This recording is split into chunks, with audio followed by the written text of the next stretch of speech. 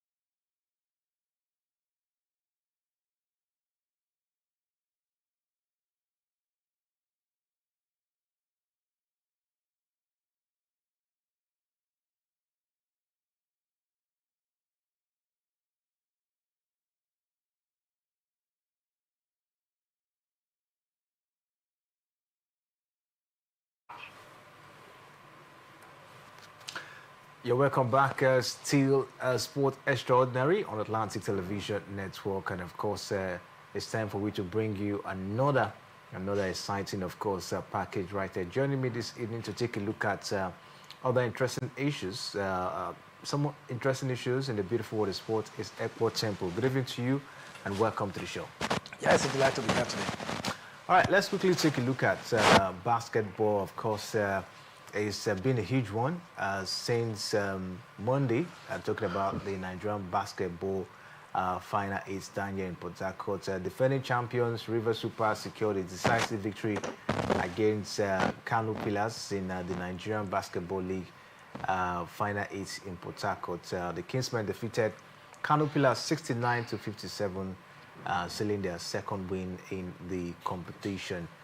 Let's take a look at River Supers. What do you make of their performance so far? They got their second win against Kano Pillars yesterday. I think that for River Supers, they've shown style, they've shown determination to defend the trophy they won last year, same in Port Harcourt. They've shown that bearing any strong opposition from the big guys too, like Lagos Legends, Boko Chiefs. They can also hold their own against, the young ones. So it makes sense that they're not just playing to win; they're playing to defend their crown and pick a ticket for the 2026 Basketball African League. And I can tell you that from the first game they played against Hoops and Reed, 23-point massive difference between them. They also won yesterday at about 13 points difference. That tells you a team who truly wants to really go all out. They won't leave any stone unturned. Yes, they're playing at their home ground, but that's not it, because it's about preparations, about getting the right players to get offensive and then pick maximum point and basket. So if you look at the activities of River Supers, you will not argue that they have what it takes to qualify for the Supers from Super 8 to Super 4. Then anything can happen from then. Let's say it goes, of course, for River Supers, looking very, very, of course, impressive, and we'll see how it goes. We've seen the likes of, Nine University, the likes of Bogo City Chief, Lagos Legends, also putting up, some high level of performance so far in the competition. Trying to track the result of today's game. Of course, when we get that, of course, we'll bring them to you. But so far, so good. What do you make of the performance of the likes of Nine University, Lagos Legends? Of course, you talk about at this point in time, Bogo City Chief, because they've also been in a spectacular, performance. Do you see them being a threat, of course, to River Supers, the home side? Of course. For Nine University, I think they played their game today against Kano Pillars, who lost to Rivers Hoopers yesterday. We hope to get some of those results. Earlier, we saw Kwara Falcons against Hoops and Reed. We also saw Lagos Legends take on Boko City Chiefs. I'm sure that from now till a few months from now, we should get the corresponding results of those encounters. I speak to you right now, River Supers are on against Nigeria Custom, and that game is still live in the first quarter. So probably we'll get to know how far some of these are. But if you look at the medals table, as at before today's encounter, you think that Nile University have, they call them nice pattern. They have not done badly at all. They are seated third, on the rankings. They have played 2 games, and they've won 2 of their games so far. They are yet to lose one. They have 152 points. That tells you a team who truly want to go for something. They would really want to qualify for the Super 4. So if you look at the standing, they and Boko Chief, Lagos Legends, they are all trailing River Supers. All of them have 2 points apiece. They are yet to lose a single game so far. So let's see how it goes. It's really getting interesting in the basketball league down here in Nigeria, and we look forward to see what comes up. River Supers, can they go all the way to win this one, and then, of course, pick the tickets for the Basketball African League once again. Of course, that's the target, for the teams, as it stands. And talking about the Basketball African League, apart from River Supers, taking a look at the teams on ground, do you think they have what it takes, to represent Nigeria if maybe any of the teams, apart from River Supers, of course, eventually pay the tickets, at the end of the day? Yeah, for now, to be sincere, I do not think that there is any team that stands or do have the powers like Rivers Supers conjures. Okay, and I say this because when you look at a team that goes, offensive to the extent of not being beaten. The only time they were beaten was, I think, was in the last qualification before this particular playoffs. And I think that that is a wake-up call for them. One thing very outstanding is that they have mastered the craft. They know what to do to play against their known names. So arguably, you think that maybe Lagos Legends and Boko Chief, who played in the finals against them last time out, last year, might be posing. Nile University, they call them University Boys or the Nile Spartans. They have not also gotten to the level of River Supers. River Supers have what it takes to get players outside the shores of the country to be part of them. And that experience with the ones that are playing already, has really cemented their status when it comes to playing in Nigeria. So it looks like they are always going to be formidable, except other teams do the same thing that they have been doing. So for me, if you look at it from the balance of play, you will not argue that River Supers will not to ride a very long time. When we saw Kwara Falcons, when we saw Kwara Falcons pick the ticket the other time against River Super was because of some internal issues that prevailed and scuttled the team's preparation. So if the sponsors are doing the needful, pushing the team, getting the right players, getting the right exposure for the team, I do not think that there will be any team for now, except others start doing the same. Otherwise, it will be very difficult. But gradually, who says that they did not want to qualify? I just think that River Supers are just their level is beyond others for now. And if you must push your team to that level, then you need to start doing what River Supers are doing and what other teams. Going outside to get players, exposing your players, traveling, for tours and all of that. Get the right coach that can bring in more expertise to the team. Only then can any team challenge River Supers' assistance now. All right, let's see how it goes. We wish River Supers the very best, as well as other teams, in the basketball league this time around. Let's keep our fingers crossed and see how it goes. Of course, we'll try as we can to bring you some of the results from today's, encounter.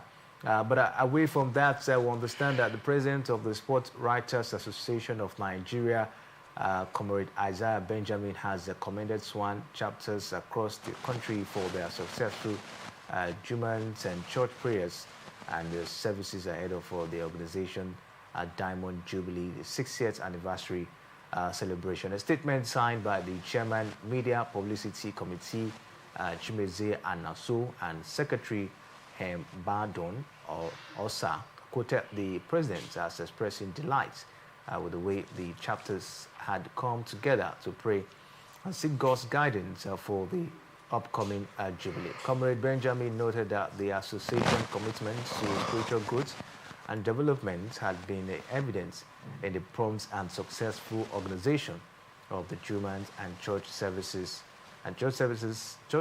prayers for the success of the anniversary. He commended the chapters for their dedication and hard work, saying that their efforts had not gone unnoticed. The SWAN president also used the opportunity to urge the chapters to continue to work together in unity and peace, saying that the association's strength lay in its diversity and commitment to excellence. So SWAN will be celebrating 60 years of existence, and what do you make of it? How impactful has SWAN been in the space of 60 years in the country? Yeah, I think that the sports fighters truly have shown that they can always remember where they come from. We've seen the leadership style of Benjamin, cut across the nation for the first time in a very long while. We have seen what looks like a national SWAN in terms of pushing the local base. There's this unanimous support for the presidency and the actions cut across board. The man works in unity with every other stakeholders across the different states, and that's what makes SWAN okay. Not discarding the effort of his predecessors. I think that he has also done very well in terms of building a national swan where people can always, you know, affiliate with. That's what I've seen, you know, since he emerged back then in Omoko, here in Rivers State. For me, I think that this Golden Jubilee celebration is needed at this point. I mean, when you grow to the level of becoming 60, such association is not, you know, has come of age, and I think that's one should continue to uphold the lofty values, you know, that it has, especially helping to groom young sport reporters that will give value to the association and also enhance, you know, proper coverage of national and international events. Overall, it is one of those things. One of our veterans recently was honored for covering some wonderful games, you know, and showing the young generations what it takes to be a real reporter. And overall, I just think that other states should take a cue and also show massive strength. At the national level, I think Benjamin and his team, Ikenna, they are doing so well in terms of pushing the frontiers of SWAN activities down, or trickle it down to the state. But for now, I just keep my finger crossed and hope that more will come in the coming days. Our man Siri is already there in Abuja to commemorate with the activities there, and also other nations or other states will be joining him from there, you know, to see how far they can plan this and do carry out activities in oneness. Talking about, you know, activities, you know, going forward, this is SWAN, you know, in the past or last 60 years, you know, as it stands. What are your expectations? What do you think should be done, you know, to make sure that, you know, SWAN continue to gain momentum in the country, and as well make a sport writing job in the country, you know, to be, of course, better? I think first off, there is no association that is excluded from having internal issues, but the ability to manage those issues what makes you distinct from others. SWAN has had a lot of infighting within them, and they've also tried to settle some of these infightings. The president Isaiah has tried his best to be very transparent in dealings with the states, okay, but of course you know that in every association there must be factions. Your interest sometimes can override the interest of others, and so that seems to be one big challenge that SWAN is having. The autonomy of the constitution is another area, great areas that a lot of us have noticed for some time that you know, these are part of the problem, because constitutions, you know, there are general rules that guide the affairs of an organization or an association. Over time, because of personal interest, we have seen the devil's finger manipulate itself in these areas, and aggrieved parties will not want to, you know, allow such. And when when there is failure of unity, the next thing you see is chaos. This chaos can be a result to decline of activity in the state, as we have seen in River State, you know, prior to this time. But vis-a-vis, I think that part of what the SWAN body have done at the national level is to mitigate, is to ensure that you know, they'll meet parties and ensure that there is harmony, you know, within and outside the party. In terms of going for being recognized at the national level, they have also discussed with the NFF to see that they are given the right place. You know, so generally, I think that the moment everybody knows that SWAN, you know, has what it takes to deliver the goods of sports reporting in Nigeria, just as they're doing now, you will see that a lot of person will be affiliated to them. SWAN needs to change the narratives. SWAN is seen as a beggarly association, and that's part of the narrative that they're trying to change now. I think SWAN has given is a platform where a lot of persons, a lot of sports writers have, you know, embraced. And I'm still thinking that, you know, the president must ensure that peace is brokered in every aggrieved state, and ensure that legitimate leadership emerge. When we have legitimate authority that trickles down to those members, you'll see that even the national will be bold enough, because the activities of the national is clearly seen in the state.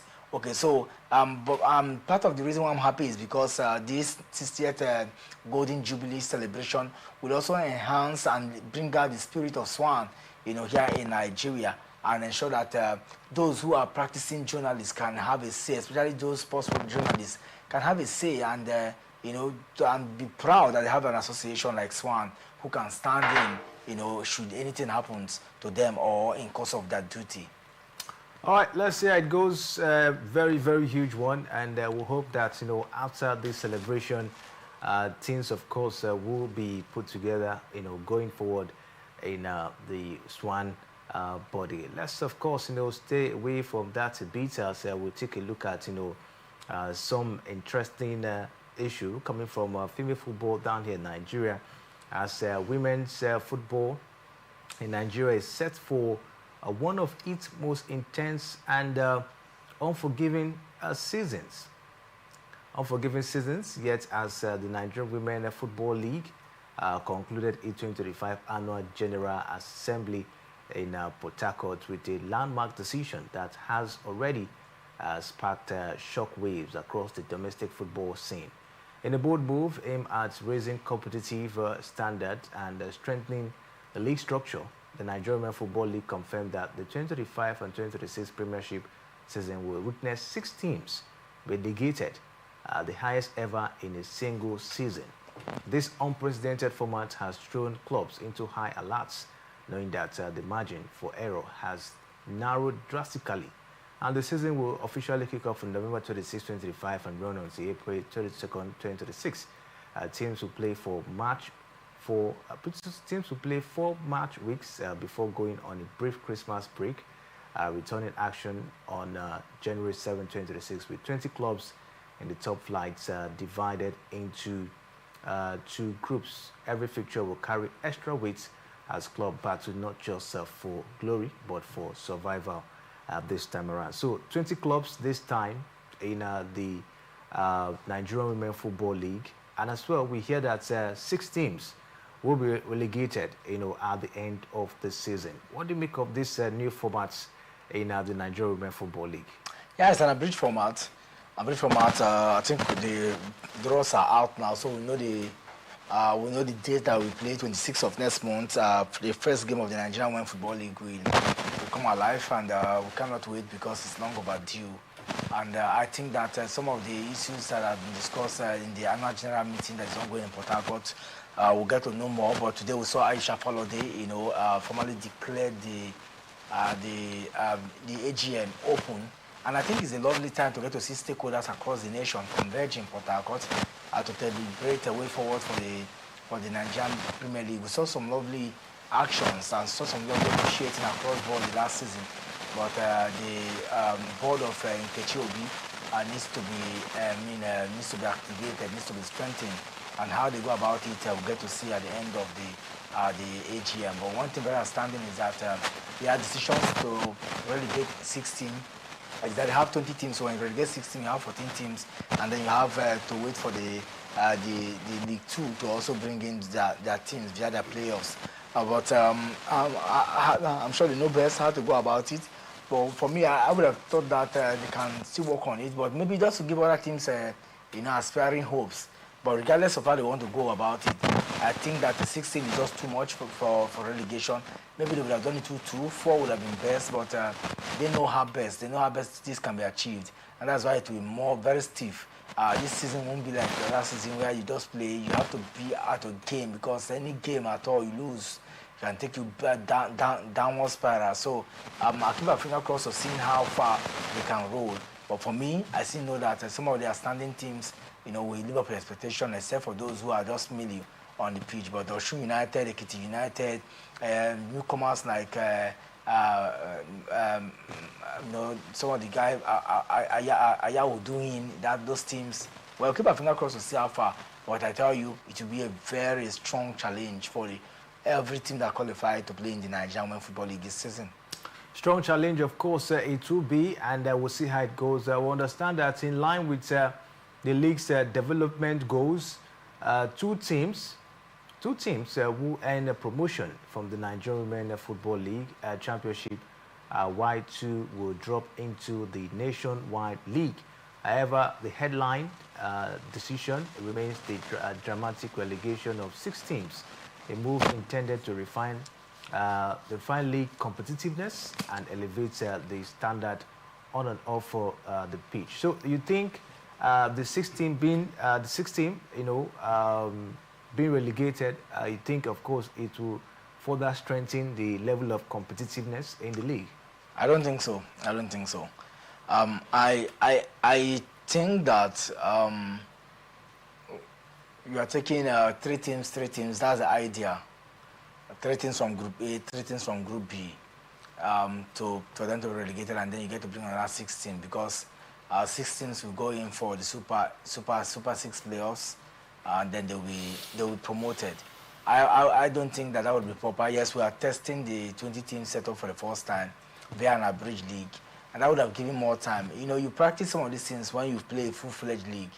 I don't think that out would have been the best, but I tell you, women football is gradually growing, and teams at the lower level want to have opportunity to grow, to pick a ticket, because when they play at the big level, that mentality of becoming a club side gradually begin to also grow.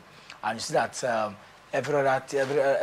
owners of each of the clubs also now sees that team as business. So when you give 6 teams, that costs a lot of tense or seriousness on the part of those in the lower league. So I think that they are trying to balance to make these two leagues very viable, so that big teams that do not get the needed nod can also be relegated and be in the lower team, so that they can build that league. But if you ask me, I would just think that the reason is very clear to build the two leagues, because when you have two viable leagues, then you can begin to say that yes, women football is growing, and no doubt about it. At the national level, we seem to have stability with the first Super Falcons, but then when it comes to our league, can same be said of our league? Maybe it's part of the reforms of helping the lower league. So when you know that 16 will be relegated from the Nigerian Women Football League, you know that your team should not be part of those teams. So there will be this strong competition, and other teams too from the lower league will be competing, so that they can also gain promotion. All right, let's see how it goes. The Nigerian Women Football League, of course, will be upon us very soon, and we're taking a look at how things, of course, will be done. We understand that the Nigerian Women Football League reaffirmed that clubs must adhere to 15 to 17 years age eligibility rule, limiting the registration of underage players to 3 per club. This reinforces the league's long-term ambition to produce elite youth talent capable of dominating in Africa and beyond this time. Financial transparency also took center stage, with clubs now mandated to submit annual financial reports at the end of the season, part of a long-term strategy to align women's football governance with global best practices. The league also confirmed that online registration for the season will open November 14, 2035 and automatically close on November 22nd, 2035. Ahead of the portal launch, clubs will receive guided video tutorials to ensure smooth compliance. Week 1 fixtures promise immediate fireworks with big name clashes across both groups. And in Group A, we have the likes of Bayelsa Queens against Edo Queens. That's, of course, a very big encounter. What do you make of that fixture? Bayelsa Queens won the league last time, and now they'll be facing Edo Queens. How do you see this one panning out? Actually, the biggest fixture for a Nigerian Women Football League opening match day, so I'm not surprised that we'll get to see one big team, pair or cancel themselves out. And this time we play at the Samson Siasa Stadium if everything goes as planned, okay? It will be a very tough cracker. White Bunda, they know what is at stake here. These guys, you don't joke and play over or roll over a team without proper preparation. So I think that that will be a very cagey encounter. We saw what the Queens can do. We saw what the other Queens can do, bearing any injury concern. But the question is, do they have all it takes, to doing this continuously? Well, if you ask me, they did it in Super 8, where they played among the big names. For me, I don't see any reason why Bayelsa Queens will not be able to hold their own against their counterparts, But I will still tell you that a lot is said, not just about being part of the teams, about preparing for that game, getting the right players, getting the right setup and organization, and then transcending it from mere strategy to policy implementation. Only then can you be very proud of the achievements of the both teams that will play as a big game of the weekend there in Bayelsa. It's going to be Adamawa Queens against Peseta Queens. Adamawa Queens struggled, of course, to stay afloat last season. What do you make of the opening game for them? You see them, of course, starting in a very good note. Yeah, it all depends. It all depends. You don't take anything for granted right now. It depends on what you prepare yourself. If you, I mean, everything, you're going to play approximately 9 games, okay, home and away. So you need to be at the very best. Travel away from home in the first game.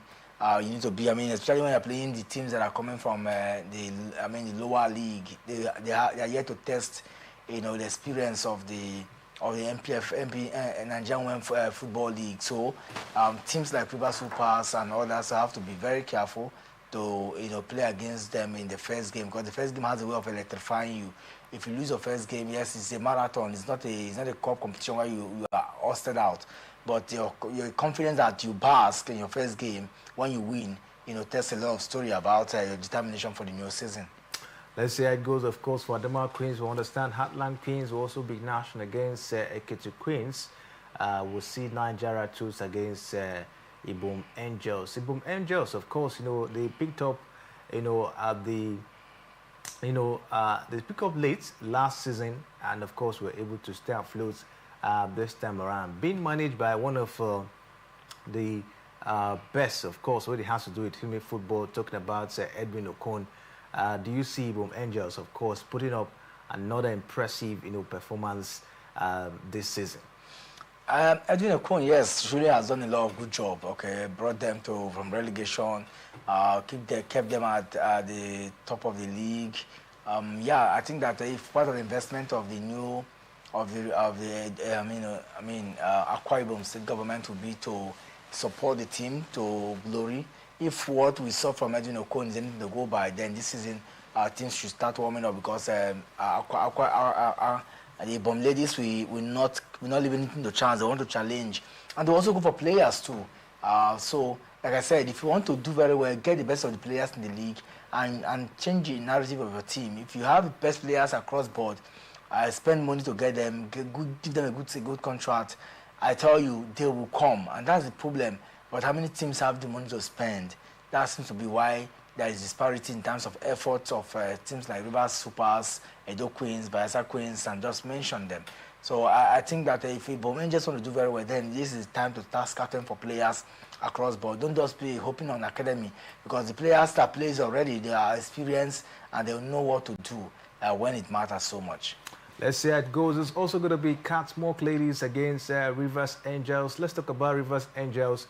They had a good preparation last season, you know, got a new coach. They signed a lot of players, but were not able, of course, you know, to win the league, you know, last time. This is another season, you know, how ready, you know, are they for this one, looking at the fact that they will be playing, you know, a new side, you know, when of course, season kicks off.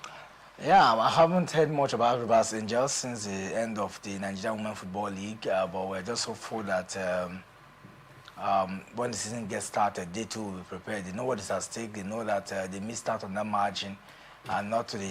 I mean, we are not pleased. Fans are not pleased, and followers of the team aren't also pleased. So they know what is at stake. They know that they cannot afford to start the league without, I mean, in defeat. So it doesn't matter where they're playing, traveling away to play Catsmore Ladies. For me, this is a time to show experience. Trash them like 3-0, 4-0. And then you welcome them formally to the league. But football is unpredicted and unscripted, so you keep your finger crossed and hope that Rivers Angels will prepare massively for that particular one and deliver when the time comes. Let's see how it goes. Of course, let's take a look at Group B as National Amazons will be national against Delta Queens. So we'll see Confluence Queens against Abia Angels. We'll also take a look at the likes of, Sunshine Queens against FC Robo Queens, and the likes of IUD Yanem. IUD Yanem Queens against Remo Stars Ladies. Dance Ladies, of course, also be national against Oshun Babes. Oshun Babes, of course, are back, of course, to the Nigerian Women Football League, and we'll see how this one, of course, will go down. We'll take a break now. When we return, of course, we'll take a trip down to the, to England, where, of course, we'll see some interesting fixtures in the EFL Cup. Stay with us right back.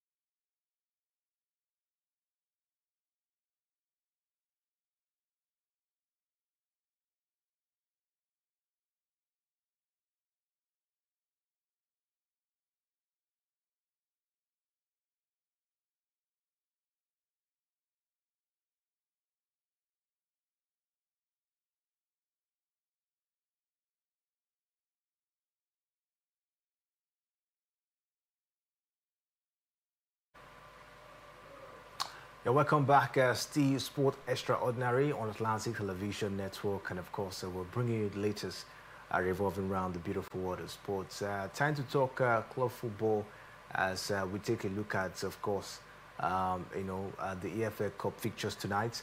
Arsenal will be in action against Brighton and Overbeyond, and we'll see Liverpool against Crystal Palace. Swansea City will be in action against Manchester City. Wolverhampton Wanderers will lock horns against Chelsea Football Club, and we'll see Newcastle United against Tottenham Hotspur.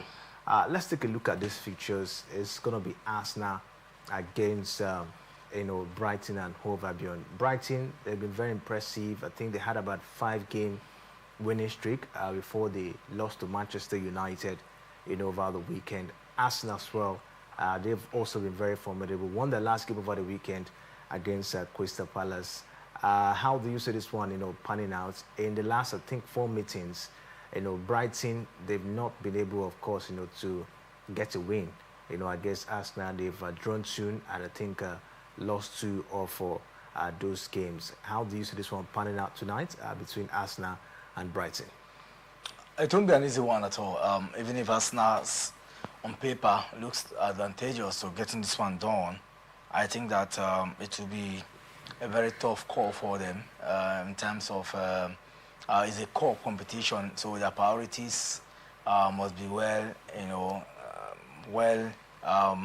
aligned.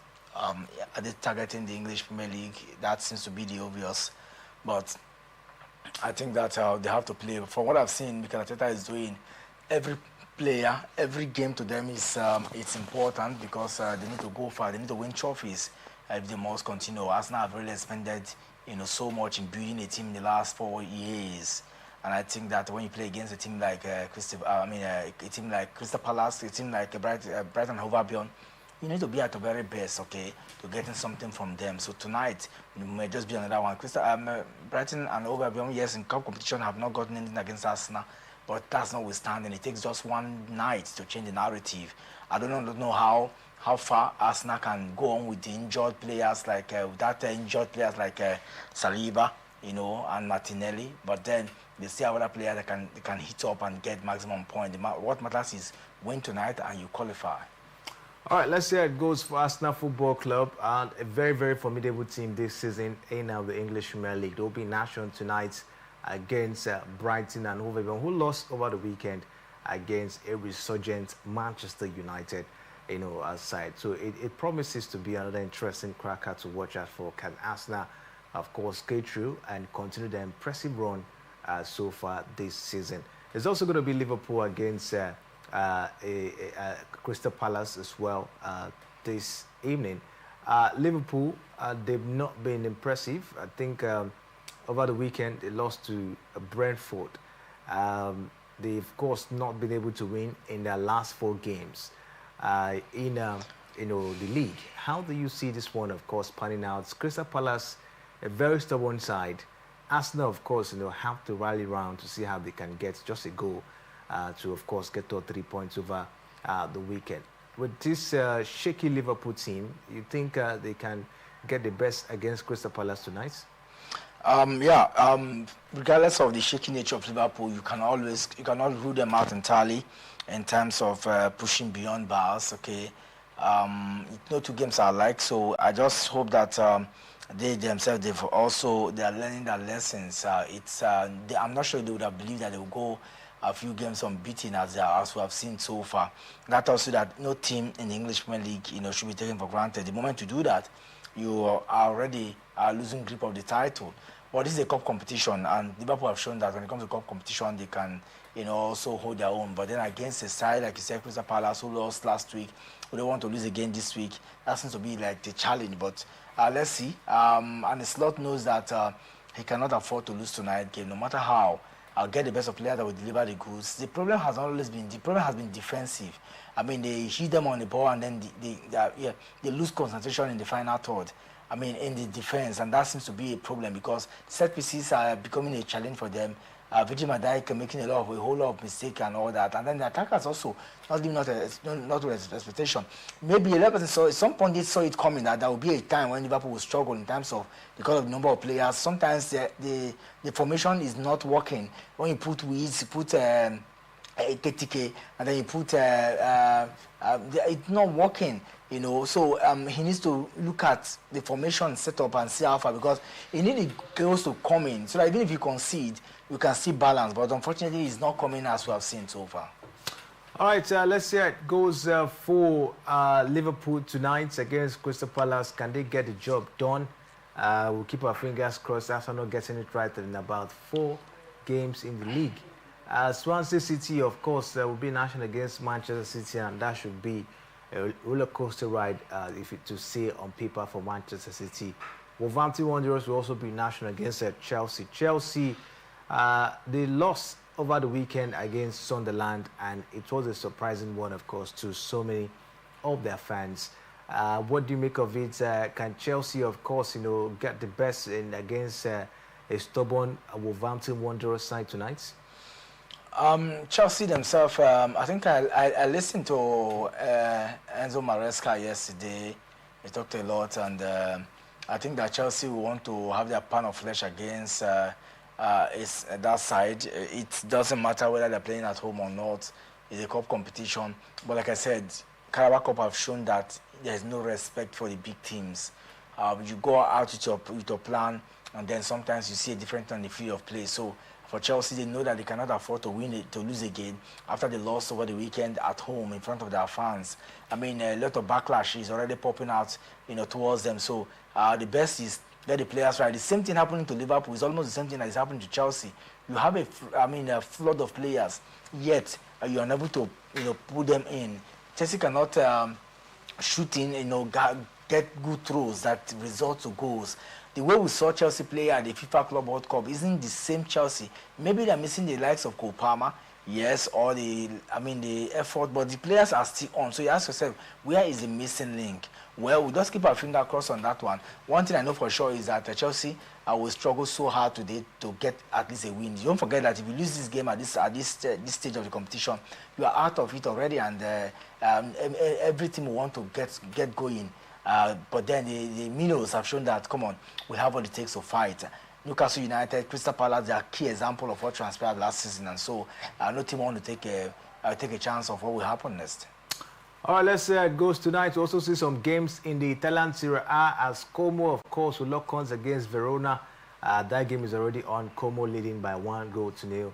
Juventus against Udinese as well is on. Juventus leading by 1-0, and it is goalless between Roma and Parma as well.